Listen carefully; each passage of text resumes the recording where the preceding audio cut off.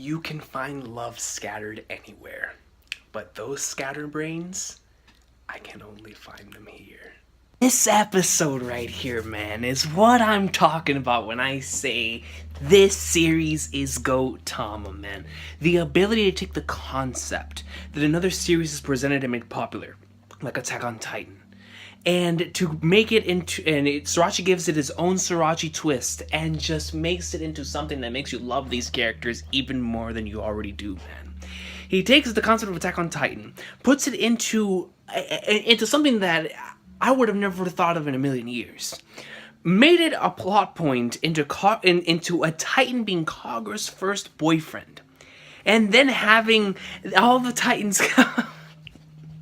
Now, whatever. Just the Attack on Titan, the plot line, where the Titans are invading and whatnot. But the overall plot and story of this is Kagura getting closer to Yumibozu, Gintoki, and Shinpachi, and realizing just how much they mean to her. Because, even whenever she was talking to Dai down there on the bench, after she got mad with them, and, she's basically trying to reassure to herself, like, do these guys really love me? And when she comes to that realization, you never get to see this, or you don't get to see the smirk for a little bit. She tilts the hat the way that Yatos normally do. They don't like to show their emotions in that type of way. So she tips over the hat and she looks back and she just smiles. Man, I absolutely loved the way they handled that in this week's episode, because that's what I love about Gintama, man. Like, I always hear from people who've never watched the series, like, why would I watch the series that just parodies other anime, man? But you gotta understand, whenever it does parody another series, it takes the concept presented in those series, and when Sriracha gives his own twist on it, man, it's something you'll never forget. It's something you will never forget, bro. And this is one of those instances, man. Kagura boyfriend arc, awesome sauce. I hope you guys really enjoyed this, man. I think the anime did a phenomenal job of adapting all of that, yo. The scenes where Shinpachi was talking about the Titans are not the ones that we're supposed to be afraid of, man. It showed like the back of Gintoki and Yumibozu. I was like, dude, that entire scene whenever Gin and Yumibozu were up in Soyo's throat.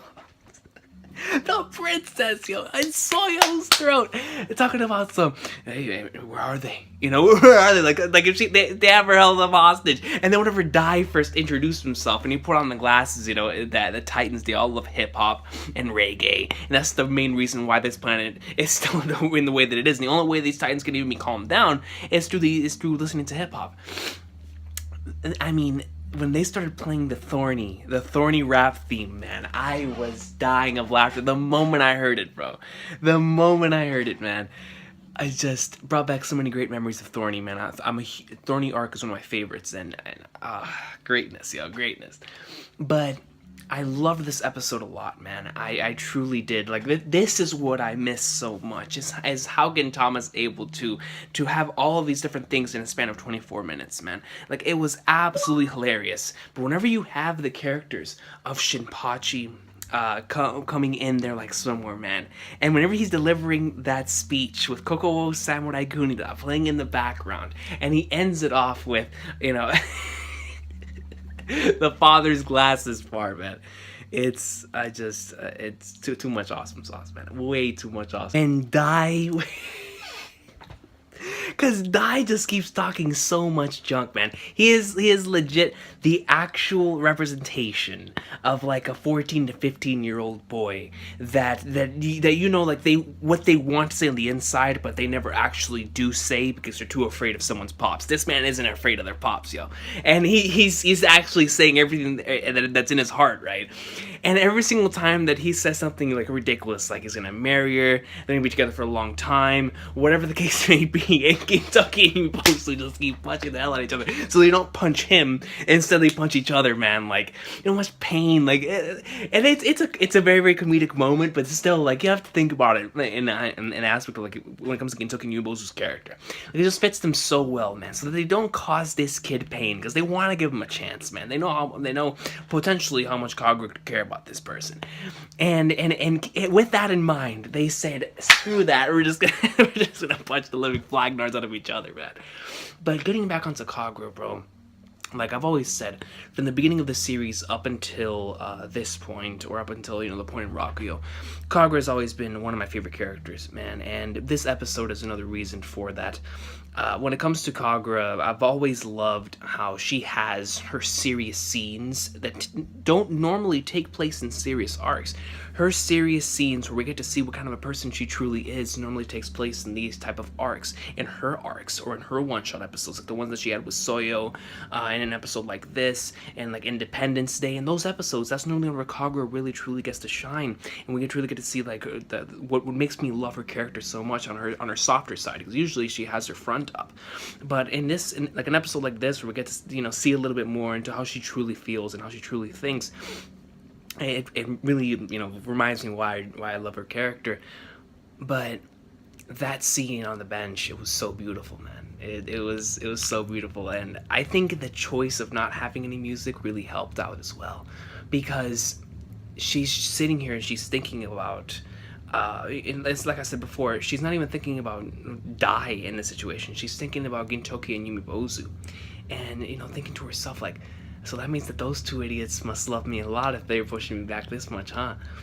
And it shows you into perspective, or it puts it into perspective, that she's just longing, just like anybody else, that's her age, or anybody that's alive, they long for that sense of being loved. Even though Kagura is not that type of person, or at least she doesn't give off of that. Okay, yeah, I want to be loved, whatever. Even though she doesn't give off that vibe, we know that deep down she does, man. Who doesn't? Who doesn't want to feel loved? Especially when it comes to these two, like these three people, man. When it comes to Shinpachi, Gintoki, and father's glasses. The light. What did Shinpachi say? The light-haired father, the bald-headed, and the father's glasses, man. There's the Trinity right there. And so at the end of the episode, whenever she states like, I could just stay with these three boyfriends forever, it's because at this point in time, because we know that by the end of the series, man, my boy Sogo, they're gonna get together. It's gonna happen. Kagura and Sogo, awesome stuff. But at this point in time, where she is in her life, she just wants to feel loved by those that she truly cares about. To have that love of a parent, or to have that love from the family, that familial love, as Dai was calling it. To Kagura, that's the most important thing right now. Like, you even saw that dating is a pain. She doesn't really care about dating.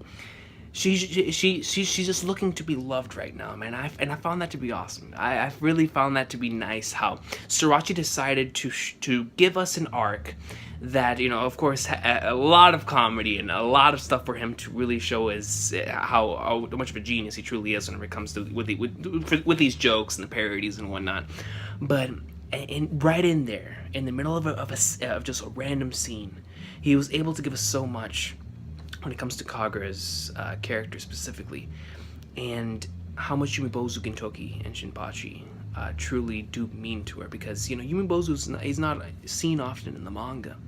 So whenever you have an arc like this, and Sorachi introduces a boyfriend that Kagura is potentially going to have, and then we get to see that now Gintoki and Yumibozu, even though they're not seeing this as like we're going to lose her in terms of death, they're afraid, just like Yumibozu said in the last episode, that now they're going to lose her to her growing up. And like, when did I lose happiness in seeing her grow up and become an adult and become a woman? Like, when did I start losing sight of that, man? And it really feels like with this arc, Sorachi was able to play around with that concept of, like, the concept of being a father, because Gintoki basically is their pops. Gintoki is both their mom and dad. That's why every Mother's Day and every Father's Day, I always say that Gintoki's the best mother and father, because he is. He truly is, man. The amount of how much he cares for these two, and you get to see it. Like, and I love whenever Kagura is like, yeah, that's my Earth dad, or brother.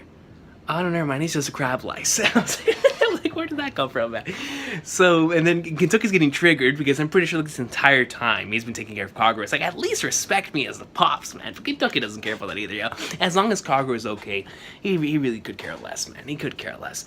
But, with Gintoki and Yumibozu, it's amazing to me how they have the same goal, and yet they're so different in their thinking that they're always going at it. And I think that is what creates that awesome chemistry from a comedy standpoint between Gintoki and Yumibozu, because they are so similar. And in terms of the relationship to Kagura, they are extremely similar. The only thing is that Yumibozu is never there for Kagura, and Gintoki is always there for Kagura. But he's always bickering with her. So they always butt heads, even though they're very, very similar. Very, very similar, man. I think that causes for the amazing chemistry. But the beast scenes in this episode, like I said, the one Shinpachi was talking about, the Titans aren't the ones that I'm afraid of, man. It's those two. And it's just the back to you and Gintoki and Yumibozu. It's on their faces. And then whenever they made it all the way up into the Titan ship, and you saw like the rain falling, I was like, man, what is this, a reference to the Red Wedding at the same time as an Attack on Titan, man? Like, this is crazy.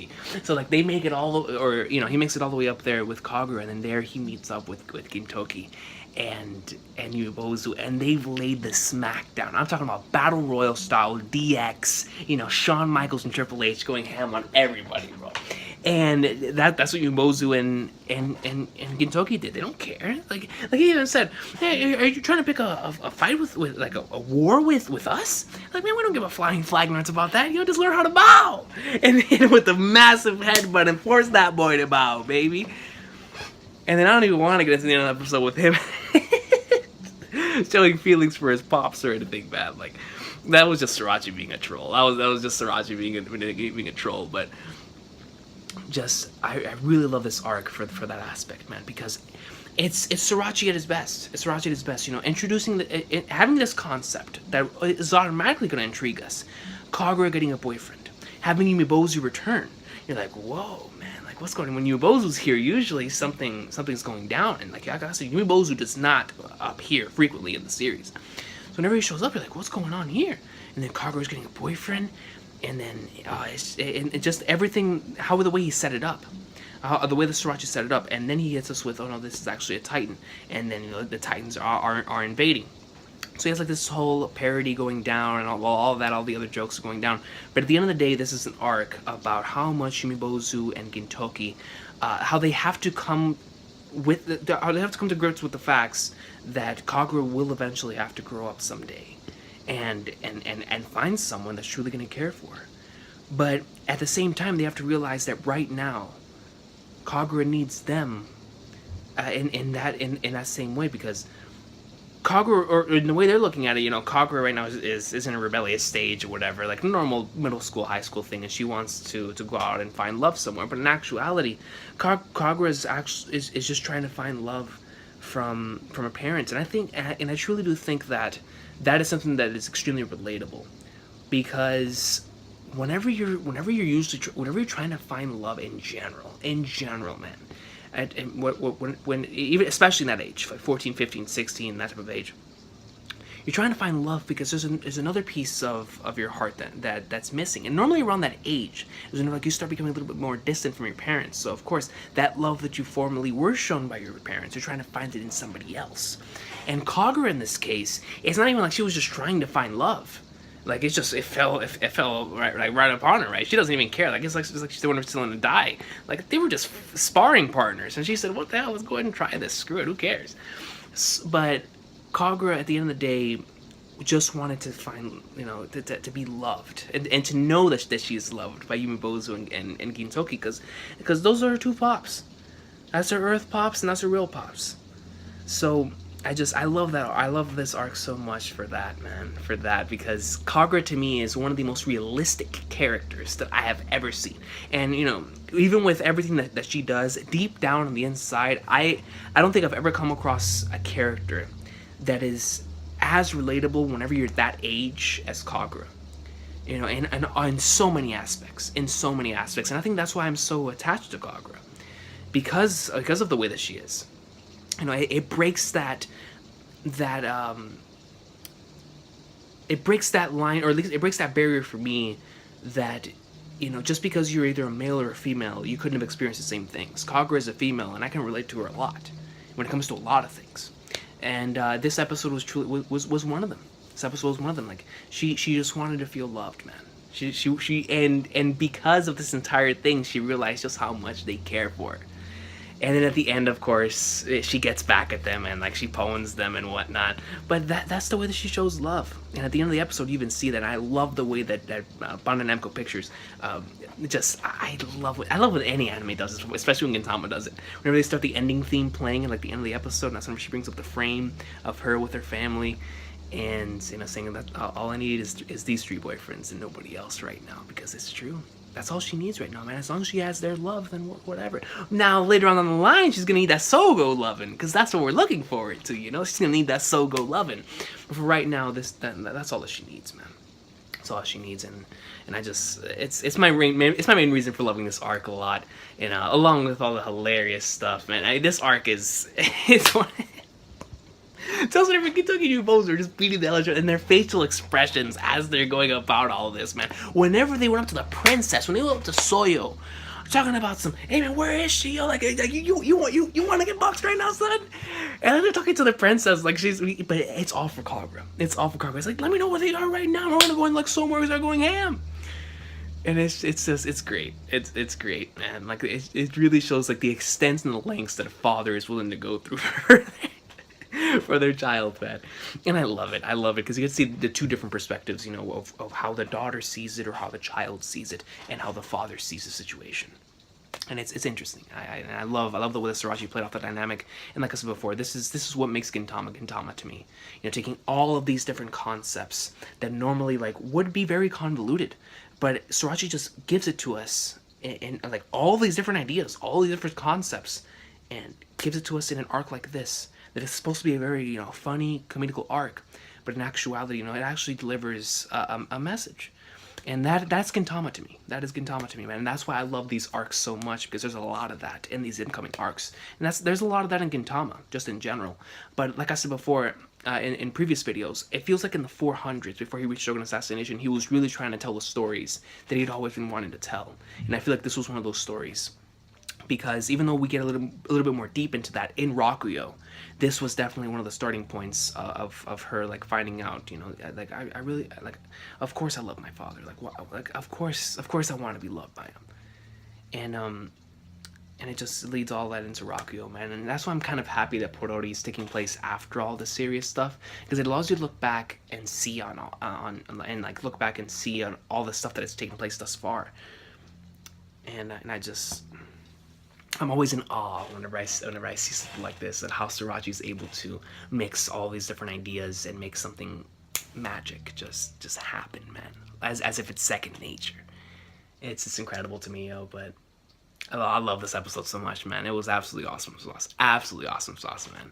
On all levels, It was a Gintama level episode, but thank you so much for watching, guys. I hope you enjoyed, man. If this was your first time watching Kagura Boyfriend, I hope you guys enjoyed. It was a blast. And next week, Homeless arc, guys. One of my favorite arcs in all of Gintama being animated next week. We'll be in like swimwear, and I can't wait, man. I can't wait. It's gonna be awesome sauce. It's my arc, bro. It's Hopeless, baby. I can't believe we're actually gonna get this animated, man. So I can't wait, guys. I hope you have an awesome sauce of a day. Let me know what you guys said about this Gintama episode, man. If you loved it as much as I did, let me know, because it was awesome sauce, man. I truly did enjoy it, man. And it's just BNP. They're amazing. Like, I love this arc a lot in the manga, but the anime just made me amazing stuff, man. Amazing.